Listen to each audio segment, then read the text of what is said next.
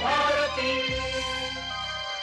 सखी सहेली। सभी सखियों सहेलियों को, श्रोताओं को और स्वप्निल आपको सोनाली पाठक का सप्रेम नमस्कार। हमारा भी नमस्कार हमारे सभी साथियों को, स्वप्निल का और सोनाली जी को भी नमस्कार, क्योंकि आज पहली मुलाकात है सखी सहेली में हम लोगों जी की। जी, मुझे तो ऐसे लग रहा है जैसे मुझे स्वर्गीय स्वप्निल अनुभूति हो रही है क्योंकि जब हम बाहर बात करते हैं तब कुछ अलग बात होती है, और सखियों के साथ में, श्रोताओं के साथ जब आपका साथ हो तो उसमें और भी आनंद आता है। बिल्कुल, और एक साथ एक ही मंच साझा करना, उसका अनुभव जो है ना, वो सच में सोनाली जी बहुत बहुत अलग होता है। तो जल्दी से विषय बता दें। हाँ बिल्कुल। तो आज एक खास दिन है, सस्टेनेबल गैस्ट्रोनॉमी का अंतर्राष्ट्रीय दिवस है जी। यानी भोजन से जुड़ा हुआ एक विषय है कि भोजन को किस तरह से उगाया जाता है, फिर उसका संरक्षण कैसे किया जाए, फिर उसका जब हम भोजन बनाते हैं तब किन सावधानियों का हमें ध्यान में रखना चाहिए। इस विषय पर बातचीत होगी और हमारे बहुत सारे साथियों ने इस विषय पर बहुत सारी टिप्पणियां भी लिखकर भेजी है। तो बस उन टिप्पणियों को भी हम शामिल करेंगे लेकिन पहले हम लोग विषय पूरे कर लेते हैं ना? जी जी जी।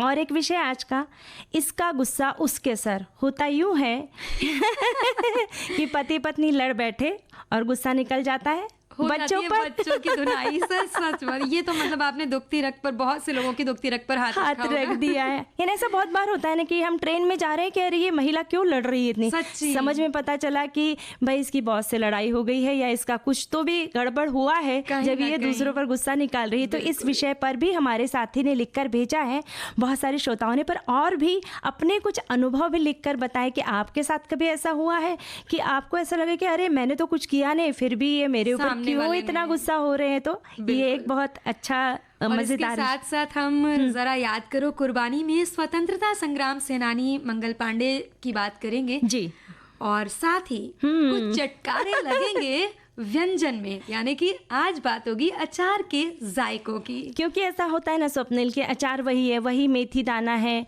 वही कलौंजी है, वही कैरी है, वही तेल है, फिर भी हर किसी के हाथ में अलग स्वाद होता है, हर किसी के हाथ का अलग अचार लगता है। बिल्कुल, और हाथ के स्वाद की बात के साथ साथ प्रांत और क्षेत्र का भी प्रभाव बहुत होता है अचार पर। बिल्कुल बिल्कुल सही कहा आपने। तो बहुत सारे साथियों ने हमारे व्यंजन जो है अचार की रेसिपीज भी लिखकर भेजी है, और भी हमारे साथी जो है लिखकर भेजे ताकि पता चले कि आपके घर में कैसे अचार बनता है। एक और भी बात ये ध्यान रखिएगा, यदि जैसे हम लोगों ने क्षेत्र और जगह की बात करी, तो अगर आप कोई विशेष तरीके का अचार बनाते हो जो फेमस है, मतलब आपकी रिश्तेदारी में, दोस्तों के बीच में, तो वो हमें भी बताइएगा जरूर, ताकि हम भी उसे बना सकें और बना के खाएं और खिलाएं, चटकारे दे सकें। जी जी।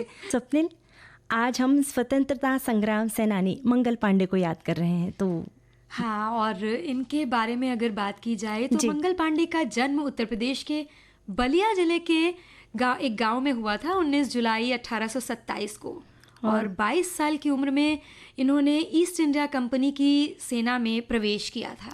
और वे बंगाल इन्फेंट्री की 34 बटालियन में शामिल हुए और 1850 के दशक के मध्य में वे बैरकपुर में तैनात थे। तब एनफील्ड राइफल का इस्तेमाल किया जाता था, जिसमें हथियार लोड करने के लिए चर्बी लगे कारतूस के सिरे को काटना पड़ता था, यानी ये अंग्रेजों का नियम हुआ करता था। ये उस दौर में ऐसी ही राइफल्स चला करती थी, और इसमें ये जो कारतूस मुंह से काटना पड़ता था, चर्बी को मुंह लगाना पड़ता था, तो भारतीय सैनिकों के लिए बड़ा ही घृणा का काम था, जिसके लिए उन्होंने इसका जमकर विरोध भी किया, और इस विरोध की वजह से काफ़ी चीज़ें हुई जी। और वो क्रांति की जो ज्वाला है उसमें ईस्ट इंडिया कंपनी को पूरी तरह से हिलाकर रख दिया, और अंग्रेज़ों के अत्याचारों का विरोध कर सबसे पहले उन पर हल्ला करने वाले क्रांतिकारी मंगल पांडे ही थे। उन्होंने 29 मार्च 1857 को अंग्रेज़ों के विरुद्ध बिगुल बजा दिया। बिल्कुल, और हमारे कई साथियों ने भी इस संबंध में कुछ संदेश भेजे हैं। जैसे एक साथी हमारे लिखती हैं कि मंगल पांडे का नाम हमारे देश के स्वतंत्रता संग्राम में बलिदान देने वाले मुख्य स्वतंत्रता सेनानियों में से है। उन्होंने अंग्रेज़ों को भगाने में अपना महत्वपूर्ण योगदान दिया और हमारे देश को आज़ादी दिलाने की जो क्रांति थी उसका बिगुल फूका था जी। उनका फिरंगियों को मारो नारा अंग्रेज़ों को भगाने में और हमारे देश को आज़ाद कराने में एक महत्वपूर्ण भूमिका निभाई थी उस नारे ने जी। और हम जो है वो मंगल पांडे का जो बलिदान था उसे हमेशा याद रखेंगे, ऐसा ये लिख रही हैं। जी, और मंगल पांडे ने मेजर ह्यूसन और लेफ्टिनेंट बॉब को मौत के घाट उतार दिया था। उन्हें आज़ादी की लड़ाई का अग्रदूत भी माना जाता है। बिल्कुल, इन्हीं की शुरुआत को का जो अनुसरण किया था बाकी सब लोगों ने, मंगल पांडे द्वारा किया गया ये विद्रोह भारत का पहला स्वतंत्रता संग्राम कहा जाता है, जिसमें सैनिकों के साथ साथ राजा, रजवाड़े और मजदूर, किसान, यहाँ तक कि सामान्य लोगों ने भी इसमें अपनी भूमिका निभाई। और मंगल पांडे ने फिर मारो फिरंगी का नारा दिया था। हाँ, ये नारा बहुत प्रचलित हुआ था और इसी नारे का जिक्र शायद अभी हमारे साथी ने संदेश में दिया था। साथ ही आगे चल के फिर इतनी उसकी क्रांति की ज्वाला भड़की कि मंगल पांडे को गिरफ्तार कर लिया गया। उन्हें फांसी की सज़ा सुनाई गई। कोर्ट के अनुसार 18 अप्रैल 1857 को उन्हें फांसी दी जानी थी, पर अंग्रेज़ों द्वारा 10 दिन पहले ही यानी 8 अप्रैल 1857 को उन्हें फांसी दे दी गई। आपका बलिदान हमें हमेशा याद रहेगा। महान क्रांतिकारी मंगल पांडे को हम नमन कर श्रद्धा सुमन अर्पित करते हैं। बिल्कुल, और हमारे एक साथी ने ये भी जिक्र किया है कि इनकी महत्वपूर्ण भूमिका को देखते हुए स्वाधीनता संग्राम में भारतीय सरकार ने उनके सम्मान में सन 1984 में एक डाक टिकट जारी किया था और मंगल पांडे द्वारा गाय की चर्बी मिले कारतूस को मुंह से काटने से को मना करने की वजह से, जैसे कि हमने अभी इस बात की चर्चा करी कि उन्हें फांसी दे दी गई थी 8 अप्रैल 1857 को। तो हम सभी का नमन है और श्रद्धा सुमन है।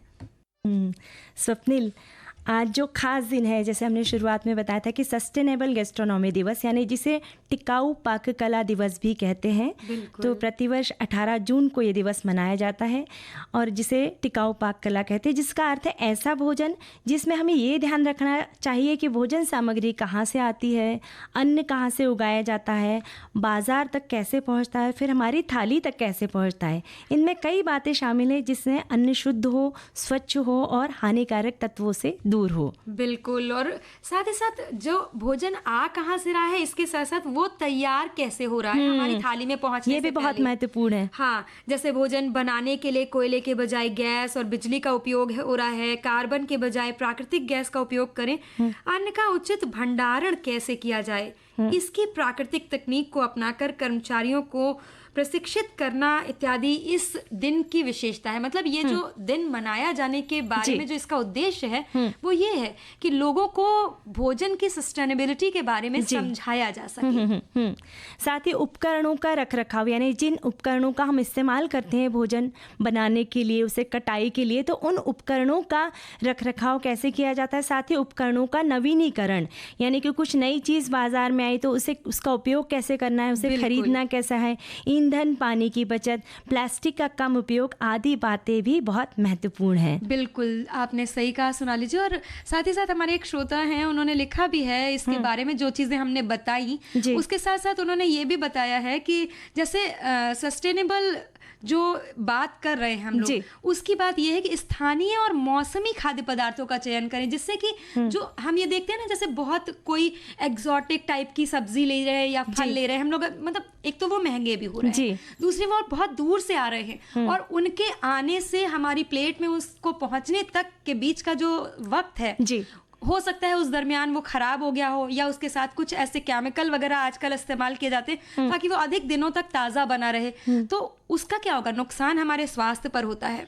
साथ ही साथ हमें भोजन की बर्बादी को कम करना चाहिए और पर्यावरण के अनुकूल जो रेस्टोरेंट्स हैं या खाद्य विक्रेता वगैरह हैं उनको समर्थन भी करना चाहिए। और इसके अलावा सतत खाद्य प्रथाओं के बारे में दूसरों को भी जानकारी देनी चाहिए। वैसे यही काम तो हम लोग कर रहे हैं। बिल्कुल सही कहा आपने। और साथ ही स्थानीय व्यंजनों को बढ़ावा देना है। स्थानीय व्यंजनों को बढ़ावा देकर हम अपनी सांस्कृतिक विरासत को संरक्षित कर सकते हैं और अपनी टिकाऊ प्रथाओं को प्रोत्साहित कर सकते हैं। और सतत गैस्ट्रोनॉमी के बारे में शिक्षित करना, सतत गैस्ट्रोनॉमी के बारे में शिक्षा और जागरूकता बढ़ाकर हम सभी को टिकाऊ खाद्य प्रथाओं को अपनाने के लिए प्रेरित प्रेरित कर सकते हैं। और ये बात हाँ, हमारे ये संदेश हमारे एक साथी ने लिखकर भेजा। हाँ।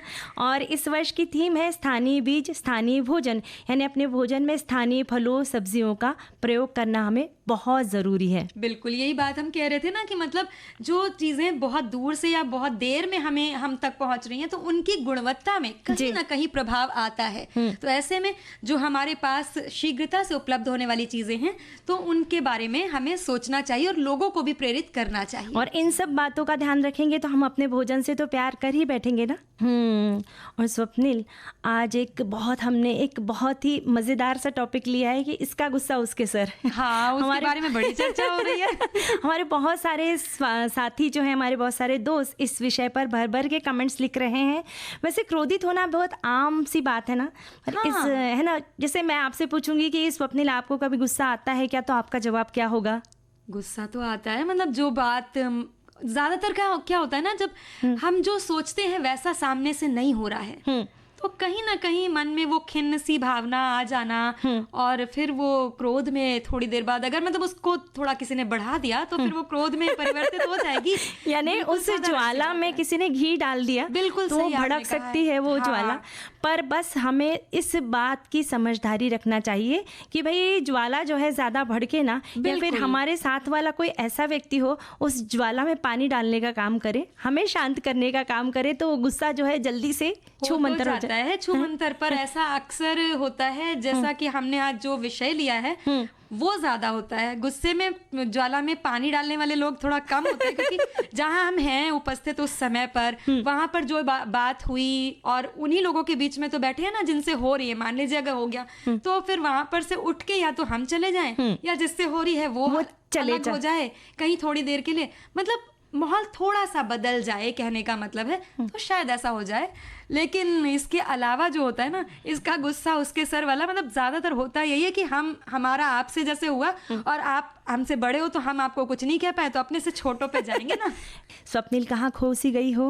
कहीं खोए नहीं है, हम ना ये सोच रहे हैं कि सच में ये जो विषय है हमारा कितनी, मतलब बहुत सारे लोगों की तो ऐसा लग रहा है कि दुख भरी दास्तां, मतलब हमने दुखती रग पर हाथ रख दिया, ऐसा लग रहा है। क्या ही बात है, बिल्कुल सही। हमारी एक सखी लिखती है, हम लोगों के साथ भी ऐसा ही होता है कि किसी कारण से मूड खराब हो गया, किसी से कहा सुनी हो जाती है तो गुस्सा पति पत्नी का एक दूसरे पर उतरता है, या फिर बेचारे बच्चे गुस्से की चपेट में आ जाते हैं। बिल्कुल सही। तो यही चीज तो हमने कही थी ना, मतलब यही बात बिल्कुल। हमारे एक और साथी है, उन्होंने लिखा है कि इसका गुस्सा उसके सर। ये हम घर में छोटे बच्चों में अक्सर देखते हैं। बड़े तो थोड़े समझदार हो जाते हैं तो विवेक काम करता है कि कुछ अनिष्ट करेंगे तो नुकसान अपना ही होगा, लेकिन बच्चों में ऐसा निर्णय लेने की क्षमता नहीं है। फिर सामने आया कोई मोबाइल ही क्यों ना हो, एक झटके में पटक कर गुस्सा निकालते हैं क्योंकि पापा उनके पसंद की कई चीज जो बाजार से नहीं लाए। वैसे पति पत्नी के झगड़े में तो अक्सर होता है कि मियाँ बीबी की लड़ाई में छोटे बच्चे अक्सर पिट जाते हैं। उफ, ये सबके घर की मतलब लगता है स्थिति है। समझदार बच्चे तो इस युद्ध के प्रारंभ में ही खिसक लेते हैं। हाँ, और कुछ बच्चे माँ को प्यार करते हैं तो वे माँ से चिपके रहते हैं तो बेचारे मार खा ही जाते हैं। बाद में माता पिता की सहमति हो जाती है, तब पापा कहते हैं कि बेचारा कहाँ सुनी में कैसे आ गया बच्चा, और दोनों लोग अपना प्यार दुलार उड़ेलने लगते हैं। ऐसा नहीं होना चाहिए। हमें बच्चों के सामने लड़ाई तो कतई नहीं करनी चाहिए। बेहतर होगा कि ऐसी अवस्था ही ना आए कि घर में लड़ाई झगड़े की नौबत आए। और एक हमारे साथी लिखते हैं, इसका गुस्सा उसके सर। ये हमने कई बार देखा है कि किसी और पे हमें गुस्सा आता है और वो गुस्सा का ठीकरा हम किसी और के सर पे फोड़ते हैं। यानी इन्होंने अपने आप बीती लिखकर भेजी। एक सखी लिखती है, अनुभव तो बहुत ही कटु ही रहेगा क्योंकि बहुत बार कुछ ना कुछ गलती होता है तो परिवार में कुछ ना कुछ सुनना ही पड़ता है। बात तो सही है कि कहीं कहीं पर ऐसा होता है ना, मतलब हम लोग ये देखते हैं। अपनी आम जिंदगी में बात की जाए तो ज्यादातर ये जो घर में बड़ों की झगड़े के, बड़ों की लड़ाई के बाद बच्चों पे गुस्सा उतरता है। इसी तरह अगर बड़े हैं कुछ कह रहे हैं, कुछ ऐसा मतलब किसी ने कह दिया जिसका जवाब भी हम नहीं दे सकते, और कभी कभी ऐसा होता है कि गलती ना होने पर भी गलती निकाल दी जाती है। कई बार ताने इसकी वजह बनते हैं।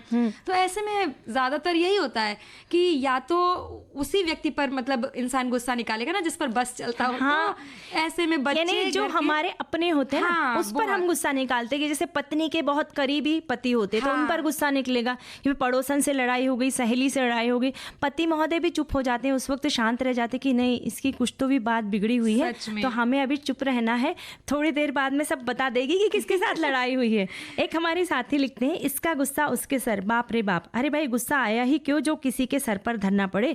क्या आप अशांत है तो शांति के उपाय किसी के सर पर नहीं अपितु अपने हाथ और सोच में ही है, क्योंकि संसार तो विषमताओं से भरा ही है। ऐसे में भलाई इसी में है कि किसी को कष्ट देने से पहले स्वयं को ही कष्ट दे ले, जिससे देखकर सामने वाले अपने आप ही आपकी तारीफ करेंगे और फिर इसका गुस्सा उसके सर की जरूरत ही नहीं पड़ेगी।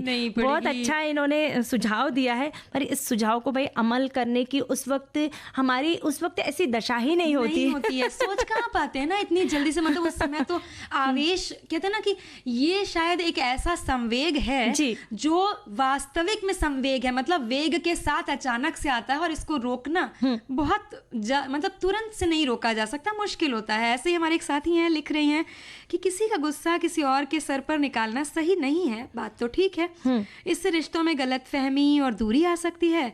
जब गुस्सा आए तो थोड़ा रुककर सोचें या गहरी सांस लें, इससे हालात संभल सकते हैं। जब कोई बिना वजह अपना गुस्सा हम पर निकाल दे, ऐसे वक्त में शांत रहना और बात को समझदारी से संभालना सबसे अच्छा होता है। जी हाँ, आप एकदम ठीक कह रही हैं। पर वही बात हम कर रहे हैं ना कि अगर ऐसा किया जाए तो बेहतर है, लेकिन ज्यादातर मामलों में क्या होता है कि थोड़ा हो जाती है गड़बड़, उसके बाद हम सोचते हैं कि अरे ऐसा नहीं करना, तो फिर भले ही हम माफी मांग रहे हैं, अपनी बात को जस्टिफाई कर रहे हैं। और ऐसा होता है ना स्वप्निल की जैसे अब अपने हैं, जैसे अपनी पत्नी है या पति है या बच्चे हैं, वो तो समझ जाएंगे, पर अगर किसी दूसरे पे गुस्सा निकाल लिया तो फिर दो रिश्ते खराब हो जाएंगे। एक तो जिनसे लड़ाई हुई है उनके साथ में, और जिनके ऊपर गुस्सा निकाला है, दो लोग नाराज हो जाएंगे, दो लोग परेशान हो जाएंगे। हमें डबल मशक्कत करनी पड़ेगी कि दोनों रिश्ते को सुलझाने के लिए, फिर से उन्हें पहले के जैसे लाने के लिए। इसलिए भाई इसका गुस्सा उसके सर ना निकाले तो ही बेहतर होगा। जैसे हमारे बहुत सारे साथी भी इस विषय पर भर भर के कमेंट्स लिख रहे हैं। एक हमारी सखी ने लिखा है, इंसान को गुस्सा कई कारणों से आ सकता है, जिसमें तनाव, निराशा, असुरक्षा या दूसरों द्वारा गलत व्यवहार शामिल है।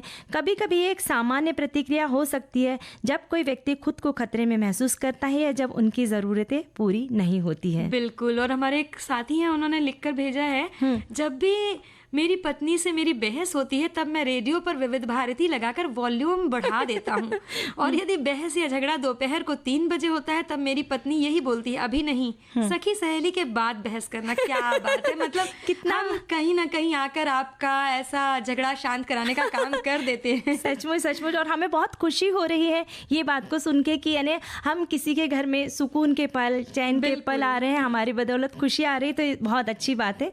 और हमारी एक सखी लिखती है कि मेरी काम वाली किसी और के घर में या अपने घर में लड़ भिड़ कर आती है और मेरे घर आते हैं फिर किसी न किसी बात पर लड़ती है और काम भी उल्टा सीधा करके चली जाती है। ये सच में बड़ा ही दुख का विषय है, मतलब इस तरह से तो, क्योंकि ये तो आपकी कहीं से कोई गलती नहीं है, और वो फिर यार वो भी अब क्या करे, वो भी परेशान है, वो शायद इनको अपना समझती होगी, इसलिए जो है ना गुस्सा निकालते हैं अपनी, मतलब गुस्सा निकालने से मतलब है जैसे आप अपना दुख जाहिर करें, बेहतर ये होगा कि अपनी बात बताएं कि उन्होंने ऐसा ऐसा कहा या ऐसा किया या हमारी ऐसी ऐसी बात हो गई किसी से, लेकिन उस आवेश का असर इस व्यक्ति पर ना पड़ने पाए, प्रयास हमारा ये होना चाहिए, क्योंकि उनकी कोई गलती नहीं थी। उन्होंने तो बर्तन निकाल के रखे हुए हैं या झाड़ू पोछा आपने करना है, आप आई कहीं से कोई बहस करके, और हम तो काम करवा रहे हैं आपसे, हम क्यों मतलब उस चीज का वैसे स्वप्निल, जैसे बहुत ज़्यादा अगर पत्नी ने गुस्सा निकाल लिया है तो पति महोदय को ये करना चाहिए कि भाई अपनी गाड़ी निकाल ली और घर से निकल। स्वप्निल, हमारे एक साथी ने बहुत प्यारा सा कमेंट लिखकर भेजा है। ये कहते हैं कि इसका गुस्सा उसके सर, इसका एक मज़ेदार उदाहरण शॉर्ट में दे रहा हूँ। हमारा टूरिस्ट कैब का कामकाज है। अगर मानो एक आध गाड़ी पुणे से गुजरात जाकर आई है, तब चालक डीजल भरकर डीजल की पर्ची ऑफिस में जमा करते हैं। कभी कभी मालिक लोग रास्ते में कितना ट्रैफिक लगा या फिर रास्ते में क्या क्या दिक्कतें आई, ऐसी पूछताछ ना करके सीधा चालकों पर गुस्सा करते हैं कि आज इतना ज़्यादा डीजल क्यों लगा गाड़ी को। वास्तविक कुछ लोग मालिक लोग दूसरे चालकों का गुस्सा तीसरे लोगों पर निकालते हैं। फिर बिना बात के कौन सुनेगा, गाड़ी चालक भी बोलते हैं एक काम करता हूँ, गाड़ी रात को ऑफिस छोड़कर नौकरी छोड़ देता हूँ। फिर इसका गुस्सा उसके सर करने वाले गाड़ी के मालिकों की अकल ठिकाने आ जाती है। बिल्कुल। और हमारे एक साथी है ना, उन्होंने बड़ी मजेदार सी कहावत बताई है इस मुहावरे पर। उन्होंने लिखा है कि किसका गुस्सा किसके सर पर। इधर हमारे यहाँ पर एक कहावत बोली जाती है कि कुम्हार कुम्हारी से ना जीते तो गधे का कान पकड़े। मतलब अपने काम पे काम सही से नहीं हो पा रहा है या जिस पे बस नहीं चल रहा है तो जो कमजोर है उस पर निशाना लगा लेते हैं लोग। बात तो सही है। और इस तरह से चीजें हमारे यहाँ होती रहती हैं हमारी आम जिंदगी में भी, कि ये हम देखते हैं ना, अक्सर ऐसा होता है रोजमर्रा की चीजों में। लेकिन पता है इसका, जिसको कहते हैं कि ना साइड इफेक्ट होना जी, वो जिस पर आपका वश चल रहा है आप उस पे गुस्सा निकाल ले रहे हैं। ये घर में तो चलिए, बड़े पे भी आप कुछ कह दे रहे हैं जी, एक बार को बात संभल जाती है। लेकिन आपने जिक्र किया था ना, जैसे ट्रेन में आते जाते या रास्ते चलते, बस में चल रहे हैं, रिक्शा में है, ऑटो में है, टैक्सी में, कहीं पर भी किसी अनजान व्यक्ति के साथ आप कहीं ऐसी बात करते हैं तो वो बात बढ़ जाती है। और कभी कभी तो वो बात इतनी बढ़ जाती है कि आपको ऐसी स्थिति का सामना करना पड़ता है, अपमानजनक स्थिति बन जाती है उस जगह पर। और चूंकि गलती शुरुआत आपकी तरफ से होती है तो आपको भी अंततः माफी मांगनी ही पड़ती है। और इससे ना बस होता यूं है, सपनील के सभी लोग परेशान होते हैं और एक तरह से तमाशा भी बन जाता है समाज में कि अरे ये कैसा झगड़ालू आदमी है, ये कैसे झगड़ालू लड़की है जो आई है तब से झगड़ रही है, हर किसी से झगड़ रही है, मुझसे लड़ी, इससे लड़ी, उससे लड़ी। असहज स्थिति बन जाती है। और देखने वालों को क्या है, और आजकल तो भाई सोशल मीडिया का जमाना है, लोग बातें सुलझाने कम आएंगे और पहले फोन निकाल के आपकी रील सोशल मीडिया पे अपलोड कर देंगे। और तो किसी अपने ने वो रील देख ली तो फिर तो हम शर्म से पानी पानी हो जाएंगे। कोई अपना ना भी हो तो उसके आप देखिए नीचे कमेंट्स कैसे कैसे आते हैं, बहुत भद्दे कमेंट्स होते हैं। हाँ, बातें करते हैं। तो ऐसे में यही कह सकते हैं कि ये अपने ही हाथ में है।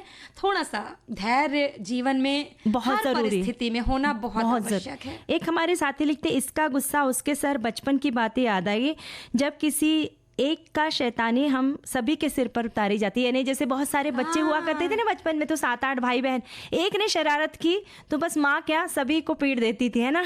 ऐसा होता है। और ऐसा ना क्लास में ज्यादा होता है। स्कूल टाइम पे मुझे याद आ रहा है कि एक बार ऐसे घटना घटी थी हमारे साथ भी कि मतलब शोर सारे बच्चे मिलके कर रहे हैं। टीचर अगर क्लास में थोड़ी देर से आ रही है तो वो टाइम मिल जाता था मस्ती करने का, बात करने का। और जाते वक्त जो टीचर पीरियड खत्म करके गई है वो बोलकर गई है कि शोर नहीं करिएगा, मैम आती ही होंगी या टीचर आते ही होंगे। और पर बच्चे कहाँ सुनते हैं ना। और फिर ऐसे में जो बेचारा सीधा साधा बच्चा बैठ के होमवर्क भी कर रहा होता था या क्लास वर्क भी कर रहा होता था या बुक भी पढ़ रहा होता, आके वो भी सबको खड़े होने का पनिशमेंट मिल गया तो वो भी खड़ा हो रहा है। कहते ना गेहूं के साथ घुन भी पिस जाता है। वैसे गेहूं की बात चली तो हमें व्यंजन भी याद आ रहे हैं ना। हाँ, बिल्कुल बिल्कुल। तो बस बहुत सारे हमारे सखियों ने, हमारे बहुत सारे साथियों ने इस विषय पर बहुत सारे व्यंजन लिखकर भेजे हैं। तो जल्दी से फटाफट बता देते हैं कि हमारे कौन सी सखियों ने कौन से व्यंजन बताए। स्वप्निल, अचार और गुस्सा ये दोनों ऐसे सिमिलर लगते हैं ना। हाँ, कहीं ना कहीं थोड़ा सा जैसे होता है ना कि थोड़ा सा गुस्सा अपनी जगह ठीक है। हाँ। लेकिन उसी तरह अचार जो है वो थाली में ना हो तो कहीं ना कहीं थाली थोड़ी सी सूनी सी दिखती है। नहीं, और सूनी सी और है ना थोड़ी सी मात्रा में चाहिए अचार। जैसे हाँ, अचार को अगर हम सब्जी की तरह खाएंगे तो वो हमारी बहुत सारी तबीयत करेगा। हाँ, तबीयत खराब हो जाएगी। गुस्से से जोड़ दिया। नहीं, मतलब गुस्सा ज्यादा नहीं करना चाहिए। हाँ। तो नुकसान ही हो जाता है। जैसे थोड़ा सा गुस्सा ठीक है कि थोड़ा सा गुस्सा है फिर जल्दी से नॉर्मल हो गए, वैसे अचार भी थोड़ा सा ही खाना चाहिए, पर खाना जरूर चाहिए अचार, क्योंकि उससे जो खाने में जो लज्जत जो लज्जत आती है वो अलग भी है। और कुछ अचार ऐसे भी होते हैं जो कहीं ना कहीं थोड़े से हाजमे वगैरह को देख करके जैसे नींबू का अचार बनाए जाते हैं तो वो मतलब फायदा भी करते हैं। और एक हमारे साथी ने अदरक के अचार की रेसिपी लिखकर भेजी है। ये कहते हैं कि हमारे घर मानसून में बारिश गिरनी शुरू हो जाती है तब हम अदरक का अचार बनाते हैं। अदरक को पानी से अच्छे से धो करके पोंछ करके और उसे काट लेते हैं, फिर उसको छोटे छोटे टुकड़ों में काट कर उसमें नींबू निचोड़ कर और उसमें थोड़ा सा नमक डालते हैं और फिर उसे कांच की बर्नी में भर के रख देते हैं। ये अदरक को भोजन के साथ साथ थाली में अचार की तरह रख लेना चाहिए। बारिश में पचन शक्ति जब मंद हो जाती है तब उसे बढ़ाने का काम करता है। बिल्कुल, जैसे अभी हमने कहा ना ये स्वास्थ्य वर्धक या हाजमे के वगैरह को लेकर बनाया, तो ये चीज ना बहुत फायदा भी करती है अदरक, क्योंकि आपकी जो पेट की जो अग्नि होती है उसको बढ़ाती है, जठराग्नि को बढ़ाती है और इस वजह से जो खाना है वो अच्छे से पच जाता है। और जैसे इन्होंने अदरक लिखा ना, वैसे ही जो गीली हल्दी मिलती है ना सर्दियों में, हाँ, उसे भी काट करके उसमें नींबू का रस, थोड़ी सी काली मिर्च, थोड़ा सा नमक डाल के उसे बर्नी में, यानी भले उसमें आप तेल और बहुत सारे मसाले ना डालें, बस ये ऐसे ही हल्का सा डाल के थाली में थोड़ा सा ले लो तो आहा हा हा एकदम मजा आ जाता है। और पता, अचार की बात करी है आज तो ऐसा याद है नहीं, जैसे कि एक दौर था जब हमारे स्कूल के टिफिन और यात्राएं बिना अचार के अधूरी सी। बिल्कुल सही कहा आपने कि भले हम पूरी सब्जी रख ले पर उसमें अगर अचार हो तो वो खाने में इतना मजा आनंद होता था। और मतलब होता था ना कि खराब भी नहीं, सब्जी का क्या होता था अक्सर कि खराब हो जा रही है रास्ते में, पर पूरी अचार ले जा रहे हैं तो वो खा लेंगे, कुछ भी मतलब वो खराब होने वाली जैसी स्थिति नहीं आती थी। और साथ ही साथ स्कूल में भी हम लोग जब टिफिन एक दूसरे का खोलते थे तो याद है रोटी अचार या पराठा अचार या पूड़ी अचार, मतलब अक्सर ऐसा होता था कि ये चीजें रिपीट होती थी। ये हमारे एक साथी ने लिख कर भेजी है ना, हरी मिर्च का अचार। थोड़े हल्के मोटे हरी मिर्च तीखा वाला है, उसे धोकर पोंछ ले, मसाला में पीसी राई, सरसों, सौंफ, कलौंजी, अजवाइन, नमक, हल्दी मिलाकर मसाला तैयार कर ले। इसमें नींबू का रस मिला ले, मिर्च में चीरा लगाकर इसमें मसाले भर दे। अब एक जार में इन सभी को रख दे, ऊपर से नींबू के रस में थोड़ा उबला ठंडा किया हुआ पानी मिलाकर डाल दे। इसमें एक ढक्कन सिरका भी डाल दे। 24 घंटे के अंदर ये मिर्ची का अचार खाने लायक हो जाएगा। ये बिना तेल का अचार होता है और बहुत स्वादिष्ट लगता है। इसे आप खिचड़ी, चावल, दाल, रोटी, मुरमुरे के साथ खा सकते हैं। सिरका डालने से बहुत दिन तक चलते हैं। अगर आप सिरका नहीं डालेंगे तो इसे आपको 1-2 दिन के बाद फ्रिज में रखना पड़ेगा। ये बहुत अच्छी टिप लिख कर भेजी है आपने। हाँ, और इसी तरह हमारे एक साथी ने हींगला अचार का बताया है कि कैसे बनता है जी। उसको हींगला बोलते हैं उनकी तरफ। तो कच्ची कैरी ले लीजिए 500 ग्राम, काला नमक 1 छोटा चम्मच, हींग आधा छोटा चम्मच, लाल मिर्च पाउडर 1 छोटा चम्मच। कैरी को धोकर छील लें और छोटे छोटे टुकड़ों में काट लें। कटी कैरी में नमक, हींग और लाल मिर्च मिलाएं। कांच के जार में भरकर 2-3 दिन के लिए धूप में रख दें और फिर प्रयोग करें। ये अचार हाजमे के लिए बहुत लाभकारी होता है। और सबसे बढ़िया बात है, जो 2-1 अचार की जो रेसिपी हम बता रहे हैं उसमें तेल का इस्तेमाल नहीं हुआ है जी।